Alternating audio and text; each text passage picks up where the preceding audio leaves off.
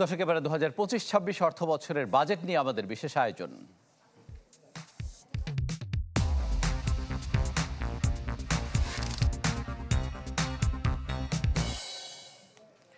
আরও এক দফা সবাইকে স্বাগত জানাতে চাই। আপনারা জানেন যে নতুন বাস্তবতায় ভিন্ন এক প্রেক্ষাপটে জীবনের প্রথম বাজেট দেবেন অর্থ উপদেষ্টা সালেউদ্দিন আহমেদ। দর্শক, আমরা সেই বাজেটের নানা রকম আলোচনা, সমালোচনা, বিশ্লেষণ আমরা দুজনে মিলে আপনাদের সামনে তুলে ধরতে চাই। নাইম এবং ইকবাল, এবারের বাজেটটি যেমনটি আপনি বলছিলেন যে ডক্টর সালেউদ্দিন আহমেদ স্যার প্রথমবারের মতন তার জীবনে দিতে যাচ্ছে, এবং এটি একটি অরাজনৈতিক বাজেট বলা যেতে পারে, কারণ রাজনৈতিক দলগুলো এর আগে দিত। এর বাইরে কি কি প্রেক্ষাপট আপনি দেখেছেন এবারের বাজেটের পেছনে? কারণ মূল্যস্ফীতি অনেক হাই, টানা এতদিন হাই থাকে না। আমি দেখছিলাম যে ইনভেস্টমেন্টও ইজ ভেরি লো। না, এইগুলো তো আমলে আছেই, তবে আপনি দেখবেন যে যেহেতু একটা প্রেক্ষাপটে এই সরকার ক্ষমতা নিয়েছে, সুতরাং যেই প্রেক্ষাপটটা একটা বৈষম্যহীন সমাজ প্রতিষ্ঠা, সুশাসন প্রতিষ্ঠা, একটা কল্যাণমুখী রাষ্ট্র প্রতিষ্ঠা, বারবার কিন্তু অর্থ উপদেষ্টা সেই কথাটাই বলার চেষ্টা করেছেন যে একটা কল্যাণমুখী রাষ্ট্র বিনির্মাণের একটা পদচিহ্ন তিনি তার বাজেটে রেখে যাবেন। আমাদের দেখেন বাজেটের সংকটটা কোথায়। আমাদের সম্পদ অত্যন্ত সীমিত এবং ব্যয়ের খাতগুলো কিন্তু একেবারে ফিক্সড, অর্থাৎ কিছু কিছু খাতে আমাকে ওই ব্যয়টা রাখতেই হবে, কোনো কোনো ক্ষেত্রে বাড়াতেও হবে। আমি যে কল্যাণমুখী রাষ্ট্রের জন্য 5 টাকা বেশি খরচ করব, সেই টাকাটা আমার কোথায়? অন্যদিকে আমি যে বাড়তি আয় করব, আমার ইকোসিস্টেম তো গেল 1 বছর ধরে সেরকম পজিটিভ কোনো ইঙ্গিত দিচ্ছে না। আমার ইকোনমি স্লো ডাউন হয়ে গেছে। সংস্কার আমরা করছি বটে, কিন্তু তার রেজাল্ট হয়তো অনেক সময় লাগবে। আমার ব্যবসা বাণিজ্য বা উদ্যোক্তারা নানা রকম সংকটে ভুগছেন, বিভিন্ন অভিযোগ নিয়ে তারা আসছেন। রেভিনিউ আর্নিংটা না হলে তো আমি ওই আয়টা বাড়াতে পারছি না। আমি যতক্ষণ আয় বাড়াতে পারবো, আমি কল্যাণমুখী রাষ্ট্রের জন্য 5 টাকা বাড়তি ব্যয় কোথা থেকে পাবো? সো এইটা কিন্তু একটা বড় সংকট অর্থ উপদেষ্টার জন্য। আমাদের খুবই প্রত্যাশা ছিল যে জীবনের প্রথম বাজেট তিনি এমনভাবে স্মরণীয় করে রাখবেন, আমরা যেন 20 বছর পরেও বলতে পারি যে ডক্টর সালেউদ্দিন আহমেদ একটা বাজেট দিয়েছিলেন, this was the best budget. কিন্তু এটা তিনি আদৌ করতে পারবেন কিনা, সেটাই এখন সবচেয়ে নিশ্চয়ই উপদেষ্টার আকাঙ্ক্ষা। এবারে তো ইকবাল দেখলাম বাজেটও গেল বছরের চেয়ে কমেছে। আমি তো মনে করতে পারি না শেষ কবে এক বাজেটের চেয়ে পরবর্তী বাজেট কমে যায়। আমাদের কিন্তু একটা হিসাব থাকে যে আমরা প্রতি বছর আমাদের যে গ্রোথ টার্গেট এবং ইনফ্লেশন অ্যাডজাস্টমেন্ট, এটা যোগ বিয়োগ করে 12 থেকে 15% পর্যন্ত বাজেট বাড়িয়েছি প্রতি বছরই আয়তন। পরবর্তীতে সেটা রিভাইজ হয়েছে, সেটা তো আলাদা হিসাব, কিন্তু বাজেট বাড়ানোর প্রবণতাই আমাদের দেশে মোটামুটি। কারণ আমরা সরকারি ব্যয় কিন্তু খুবই কম করি, সব মিলে আমাদের জিডিপির 15%, কিন্তু আমাদের যে ইকোনমিক ডিমান্ড, আমাদের কিন্তু অন্তত জিডিপির 20% হারে বাজেট নেওয়ার দরকার আছে, সেটা আমরা নিতে পারি না কারণ আমাদের আয়টা কম। আপনার কাছে ইকবাল আর কি কি তথ্য আছে? আমি আপনাকেও দেখাতে চাই, তথ্যের ভিত্তিতে আমরা যদি আলোচনাটা করতে চাই, দেখেন যে এবার 7,90,000 কোটি টাকার একটা বাজেট মোটামুটি ভাবে প্রস্তুত, এবং 7,000 কোটি টাকা কমেছে। 7,97,000 কোটি টাকা আবুল হাসান মাহমুদ আলী সবশেষ বাজেটটা দিয়ে গেছেন, তিনিও জীবনের প্রথম বাজেটটাই দিয়েছিলেন সে সময়। এবং দেখেন বাজেট জিডিপি 13.5% নেমে এসছে। আমরা কিন্তু একটা সময় 15% পর্যন্ত নিয়ে গিয়েছিলাম। আবুল মাল আব্দুল মুহিতের কথা আপনার নিশ্চয়ই মনে আছে যে 1,13,000 কোটি টাকা দিয়ে তিনি শুরু করেছিলেন, সেটা কিন্তু ধারাবাহিকভাবে তিনি ওই 15, 14, 16% হারে বাড়িয়েছিলেন। এবার সেটা জিডিপি 13.5% নামিয়ে আনতে হয়েছে। অর্থাৎ আমার সীমিত সম্পদ, আমার ব্যয়ের খাত প্রচুর, চাহিদা প্রচুর, কিন্তু আয় না বাড়ার কারণে আমাকে কিন্তু এই জায়গাটায় স্থবির থাকতে হয়েছে। সুতরাং এই পরিমাণ অর্থ দিয়ে আমি বাজেটে কি কল্যাণ রাষ্ট্র প্রতিষ্ঠা করব, বৈষম্যহীন সমাজ কিভাবে প্রতিষ্ঠা করব, এটা কিন্তু একটা বড় প্রশ্ন। আমরা আরেকটা তথ্য দেখছি যে রাজস্ব আয় লক্ষ্যমাত্রা কিন্তু 5,64,000 কোটি টাকা। আপনি দেখেন আমাদের এটাও কি কমানো হয়েছে? না, এটা বাড়ানো হয়েছে, কিন্তু হিস্ট্রিটা আমরা একটু বলতে চাই যে আমাদের বাংলাদেশের ইতিহাসে সর্বোচ্চ রাজস্ব আদায় হয়েছিল 3,75,000 কোটি টাকা 2020-21 অর্থ বছরে। রাইট, এর চেয়ে বেশি কিন্তু এখনো পর্যন্ত বাড়েনি। এবার যদি আমরা 4 লাখও করতে পারি, সেটাও কিন্তু একটা বড় অর্জন। কিন্তু 4 থেকে আমি যখন 5,64-তে নিয়ে যেতে চাবো, এটা বাংলাদেশের প্রেক্ষিতে কিন্তু খুব কঠিন একটা বাস্তবতা। আপনি জানেন যে সিপিডি সম্প্রতি একটা গবেষণা করে দেখিয়েছে যে 1,05,000 কোটি টাকার মতো একটা ঘাটতি বছর থাকতে পারে। সুতরাং এই ঘাটতিটা রেখে আমি তারপরে কত পার্সেন্ট গ্রোথ হলে আমার 5,64-তে যাবে, এটা কিন্তু বাংলাদেশের ইতিহাসে কখনো হয়নি। নাই ঘাটতি কতটুকু দেখছে এবার? ঘাটতি বাজেট সেটা 2.25 লাখ কোটি টাকা। তবে আমার একটা প্রশ্ন আপনার কাছে থাকবে নাইম, যে আপনি দীর্ঘদিন ধরেই বাজেট আসলেই দাম বাড়ে কমে এরকম রিপোর্টগুলো করে আসছেন, একটা পারসেপশন কিন্তু আছে যে বাজেট আসলে বুঝি দাম বাড়বে। উপদেষ্টাকে সরাসরি আমি তার ইন্টারভিউতে এই প্রশ্নটা করেছিলাম যে স্যার আপনি এই পারসেপশনটা ভাঙতে পারবেন কিনা, আপনার কি মনে হয়?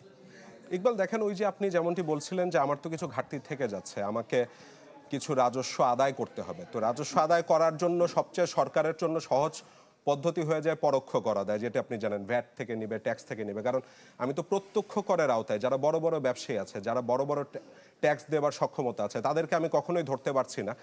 তো সেই কারণে আমরা দেখি যে বেশিরভাগ সময় ভ্যাট বাড়ানো হচ্ছে, বিভিন্ন ক্ষেত্রে কর বাড়ছে।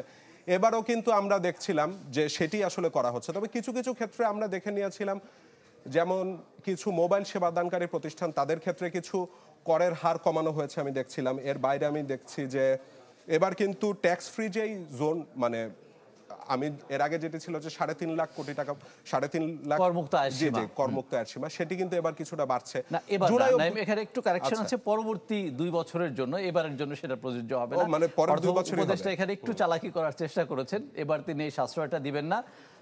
এর পরবর্তী 2 বছর তিনি 25,000 টাকা বাড়িয়ে, সেখানে আবার একটা শুভঙ্করের ফাঁকি আমি বলবো না, তিনি কর কিভাবে না কমিয়েও সাধারণ মানুষকে একটা অঙ্ক বাড়িয়ে স্বস্তির জায়গা দেওয়া যায় সেই 25,000 চেষ্টা টাকা করেছেন। বাড়লে কি আদৌ খুব বড় কোনো 25,000 পরিবর্তন টাকা হবে? ওখানে ছাড় দিয়ে তিনি কিন্তু স্ল্যাবগুলোতে আবার করের হার বাড়িয়েছেন। যেমন আচ্ছা। পরের 5 লাখের জন্য 5,000 5% ছিল, সেটা তিনি 10% করেছেন। 10% করেছেন। পরেরটা 10 যেটা ছিল সেটা 15 করেছেন। অর্থাৎ যে একবার জালের মধ্যে আটকা পড়ে গেছে তার কিন্তু আর রেহাই নেই। তো জালের বাইরে হয়তো একটা অংশ, সেটা ছোট হোক বড় হোক, এটা স্বস্তিটা পাবে, কিন্তু ভেতরে যারা আটকা পড়ে যাবে তাদের উপরে কিন্তু বার্ডেনটা। আমরা দর্শকদের সাথে কিন্তু একটা বিষয় শেয়ার করতে চাই যে দর্শক, আপনারা জানেন যে বাজেটের যেই হিসাব নিকাশ, সেটা কিন্তু একটা পাই চার্টের মাধ্যমেই আমরা মোটামুটিভাবে দেখানোর চেষ্টা করি, বা সরকার থেকেও দেখানো হয়। অর্থাৎ কাকে আমি কতটুকু দিব, সেই ভাগ বাটোয়ারার ক্ষেত্রে কিন্তু এবারও যে খুব বেশি মুনশিয়ানার ছাপ অর্থ উপদেষ্টা দেখাতে পারবেন, সেটা কিন্তু আমরা এবার সেই আশ্বস্ত করতে পারছি না দর্শক আপনাদেরকে। আমাদেরকে কিন্তু অপেক্ষা করতে হবে বাজেট বক্তৃতা 3টা পর্যন্ত। কালার এক্সপার্ট, জর্জ স্যাপ এবং মাইল্ড অন হ্যান্ডস টেকনোলজি সমৃদ্ধ অরিক্স ক্রিস্টাল ওয়াশ আপনার লন্ড্রি এক্সপার্ট। দর্শক, বাজেটের বিশেষ আয়োজন দেখছেন চ্যানেল 24-এর। আমরা দুজন আছি, ইকবাল আহসান এবং জান্নাতুন নাইম। তিনিও অর্থনীতি বিষয়ে দীর্ঘদিন সাংবাদিকতা করেছেন, এখনো করেন। নাইম, আপনার কাছে আরেকটা জানবার বিষয় আমার, সাধারণ মানুষের কাছে আমরা যখন যাই, বাজেট ঘিরে সাধারণ মানুষের এই নেতিবাচক ধারণাটা হওয়ার কারণটা কি? আসলে আমরা দেখেছি জিনিসপত্রের দাম বাড়ে, কোনো কোনো ক্ষেত্রে তো কমানো হয়। কমানোর জায়গাগুলো কি বাস্তবায়নের ক্ষেত্রে কোনো দুর্বলতা থাকে কি? ইকবাল, আপনি নিজেও তো বাজার করতে যান, মানে আপনার কখনো খেয়াল আছে যে কোনো একটা জিনিসের দাম বাড়ার পরে বাংলাদেশে কখনো কমেছে? মানে আমি তো মনে করতে পারি না। তো এবারও যেমন আমি দেখলাম যে এবার আইসক্রিমে কর কমানো হচ্ছে। কয়েকদিন আগে আমি আইসক্রিম কিনতে যেয়ে দেখলাম যে তার দাম বেড়ে গিয়েছে। তো এবার যখন করটা কমানো হচ্ছে, আমার তো মনে হয় না বাজারে যে তার কোনো প্রকারের ইম্প্যাক্ট পড়বে। যেটি বলছেন যে সাধারণ মানুষের নেতিবাচক ধারণা, তার একটা বড় কারণ তো আমার কাছে মনে হয়, আপনি যখন বাজেট দিচ্ছেন 100, 150, 200 পেজের একটা বাজেট, মানুষ তো তার কিছুই বুঝে না। এবং আমি যেটা দেখেছি যে অন্যান্য দেশের সাথে বাংলাদেশের পার্থক্যটা এই জায়গাতেই, যে খুব সহজ করে যে কঠিন কথা বোঝানো যায়, তার দিকে সম্ভবত কখনোই কোনো সরকার ভ্রুক্ষেপ করে না। তা আপনি যেহেতু এবার অর্থ উপদেষ্টার সাক্ষাৎকার নিয়েছেন, তো তিনি কি সেদিকে যাচ্ছেন বলে আপনার কাছে মনে না, হচ্ছে তিনি নাকি? আমাকে স্পষ্ট একটা কথা বলেছেন যে দেখেন, বাজেট বক্তৃতা অনেক বড় হয়, আমরা দেখে আসছি, কিন্তু আমার যেহেতু এবার কাউকে স্তুতি করে বাড়তি কথা বলার কোনো দায়বদ্ধতা নেই, সুতরাং আমার বাজেটের বক্তৃতার হবে কংক্রিট এবং মোটামুটি আধা ঘন্টার বেশি সেটা ইকবাল, হবে না। বাজেটের যদি আমরা আর কিছু তথ্য নিশ্চয়ই, জেনে নিশ্চয়ই। আসি সেখান থেকে, মানে আমি তো ঘাটতি বাজেটের না, আপনি ব্যয় ব্যবস্থাপনার কথাটা এখানে খুবই গুরুত্বপূর্ণ জায়গা। দেখেন, আমরা প্রতি বছরই উন্নয়ন এবং অনুন্নয়ন ব্যয়ের যে ভাগটা করি, 1/3 আমার মোটামুটি উন্নয়ন ব্যয় যায় এবং 2/3 আমার অনুন্নয়ন ব্যয় চলে যায়। এবার দেখেন, আমরা বাজেটের আয়তন কমিয়েছি, আমার এডিপির আকারও কমিয়েছি, সেইটা কিন্তু উন্নয়ন ব্যয় আমার কমেছে, আমার উন্নয়ন ব্যয় কমেছে। তার মানে আমার 1/3 জায়গা কিন্তু আর নেই, উন্নয়ন ব্যয় কিন্তু আরো কমে আসছে। এখন আমার অনুন্নয়ন ব্যয়টা 66% থেকে কিন্তু 70%-এ চলে গেছে। কারণ আমি এই বেতন ভাতা তো অনুন্নয়ন কমাতে ব্যয়টা পারছি ফিক্স না। থাকে কেন প্রতি বছর? না, আমার তো বেতন ভাতা দিতেই হবে। আচ্ছা। শুধু ফিক্স থাকে না, এটা বাড়ে। আমার সুদের দায় দেখেন, বিদেশি ঋণের সুদ পরিশোধ নিয়ে আমরা কয়েকদিন আগেও একটা রিপোর্ট দিয়েছি, 3.5 বিলিয়ন কিন্তু আমার 10 মাসে চলে গেছে, যেটা আগের অর্থ বছরের পুরোটা সময় আমার $3.36 বিলিয়ন ছিল। অর্থাৎ বছর শেষে এটা তো $4.5 বিলিয়ন পর্যন্ত চলে যাবে। এই দায়গুলো তো আমার প্রতি বছর বাড়ছে। অনুন্নয়ন ব্যয় যে ফিক্সড এটা কিন্তু না, বেতন ভাতাটা আমার প্রতি বছর ইনক্রিমেন্ট হচ্ছে, নতুন নতুন কর্মী যুক্ত হচ্ছে, তাদের ভাতা বাড়ানোর বিষয়গুলো থাকছে। অর্থাৎ যেই গতিতে তাদের অংশটা বাড়ছে, সেই গতিতে কিন্তু উন্নয়ন ব্যয় না বেড়ে এবার বরং কমেছে। তো এটা কিন্তু খুব ইন্ডিকেটিভ একটা পয়েন্ট। আপনি ঘাটতি বাজেটের কথা বলছিলেন, দেখেন 2.25 লাখ কোটি টাকার ঘাটতি বাজেট। আমাদের একটা খুব হিসাব নিকাশ আমরা কয়েক বছর ধরে মেলাচ্ছি যে যে পরিমাণ বাজেট ঘাটতি থাকে, তার কাছাকাছি অঙ্কের এডিপি আমরা করি। এবার 2,30,000 কোটি টাকা এডিপি, 2,26,000 কোটি টাকা ঘাটতি। তার মানে আমার এডিপি বাস্তবায়ন তো পুরোটাই আমার ধারকর্য করে করতে হচ্ছে। আর অভ্যন্তরীণ ঋণের ক্ষেত্রে সরকার এবার কোন দিকে নজর দিচ্ছে? এবার মানে ব্যাংক ব্যবস্থা থেকে ব্যাংক নিলে তো ব্যবস্থা থেকে 1 লাখ কোটি টাকার উপরে তারা ধার করবে এরকম একটা ইঙ্গিত। সম্প্রতি আমি গভর্নরের একটা ইন্টারভিউ করেছি, তিনি সেখানে বলেছেন যে 1 লাখ কোটি টাকার মতো তাকে ধারের সংস্থান রাখতে হবে সরকারের জন্য। কারণ সরকারের তো আসলে এই আয়টা না করা পর্যন্ত বা ব্যালেন্স শিটটা না মেলা পর্যন্ত তার শান্তি নাই। জনগণের সামনে যখন সে ব্যালেন্স শিটটা উপস্থাপন করবে তাকে তো আয় ব্যয় সমান দেখাতে হবে। তো এখানে তার একটা ইয়ে আছে, দেখেন খুবই গুরুত্বপূর্ণ। ইকবাল, প্রবৃদ্ধি নিয়ে আমার কাছে কিছু প্রশ্ন ছিল। মানে আমি এবারের যদি দেখি 3.97, মানে কোভিড ইয়ারে অনলি এর চেয়ে কম ছিল, গেল 25 বছরের মধ্যে সবচেয়ে কম, এর চেয়ে কম ছিল না। তো এবারও খুব বেশি আমি দেখছি যে প্রবৃদ্ধির লক্ষ্যমাত্রা রাখেনি, মানে ইকোনমি কি স্ট্যাগন্যান্ট হওয়ার পূর্বাভাস দিচ্ছে? এইটা তো একটা ইয়ে আছে, দেখেন বিবিএস এর সাম্প্রতিক রিপোর্ট যেটা বলে সে ভিত্তিতে আমরা বলছি 20 বছরের মধ্যে সবচেয়ে কম। কারণ গেল 10 মাসে তো আমার অর্থনৈতিক কর্মকাণ্ড একেবারেই মন্থর ছিল। নতুন বিনিয়োগ আসে নাই বললেই চলে, নতুন করে বেকার হয়েছেন অনেকেই, আমি কাজের সুযোগ তৈরি করতে পারিনি। সার্ভিস সেক্টর, ইভেন কৃষিতে আমাদের প্রবৃদ্ধি সবচেয়ে কমেছে, কারণ পরপর দুটো বড় বড় বন্যা হয়েছে, আপনার মনে আছে, আগস্ট এবং সেপ্টেম্বরে। এবারও কিন্তু সম্ভাবনা রয়েছে বন্যা, রাইট। ওইটার কারণে কিন্তু আমার এই কৃষি প্রবৃদ্ধিটা কমেছে। সবকিছু মিলে কিন্তু এইরকম একটা বাস্তবতায় দাঁড়িয়ে অর্থনীতি এখন যে ভালোর দিকে শতভাগ সেটা কিন্তু বলা যাবে না, একরকম স্তিমিত অবস্থায় আছে।